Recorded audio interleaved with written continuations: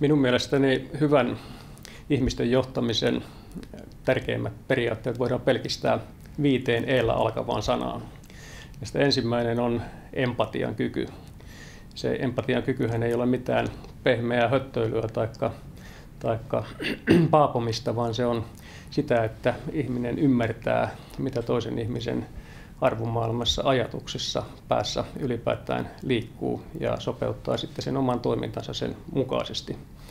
Empaattisen ihmisen ei tarvitse olla mikään pehmo, hän voi olla hyvinkin tiukka ja määrätietoinen ja jämäkkä, mutta hänen pitää ymmärtää, että miten hänen oma toimintansa siihen johdettavaan vaikuttaa.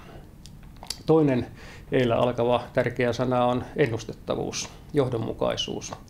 Eli silloin, jos ihminen toimii ennustettavasti ja johdonmukaisesti, niin silloin se organisaatio toimii hänen johtamisperiaatteittensa mukaisesti, vaikka johtaja ei olisi itse mailla eikä halmeilla. Kolmas eillä alkava sana on elastisuus. Se on sama kuin joustavuus, mutta joustavuus ei ala eellä. Se joustavuus tarkoittaa sitä, että ihminen ymmärtää antaa joskus omista tavoitteistaan periksi johtajana, jotta päästäisiin niihin yhteisesti sovittuihin päämääriin ja että tämä toinen osapuoli johdettava tavoittaisi edes osan omista päämääristään, tavoitteistaan. Ja tunnistaa joustava elastinen ihminen tunnistaa myöskin sen, että välillä pitää mennä 1 askel taaksepäin, jotta voitaisiin mennä 2 askelta eteenpäin. Sitten 4. E on eettisyys. Se korostuu tänä päivänä. Johtaja on esimerkki.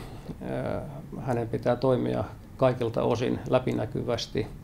Pitää miettiä kaikkia asioita tehdessään, että miltä tämä näyttäisi huomenna Ilta-Sanomien lööpissä.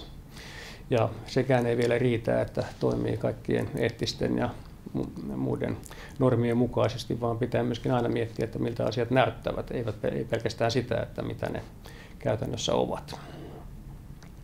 Ja kaikista viimeisin E tästä 5 E-sarjasta on energisyys ja energisoivuus, eli kyky saada ihmiset toimimaan ja kyky välittää sellaista dynaamista ja energistä fiilistä.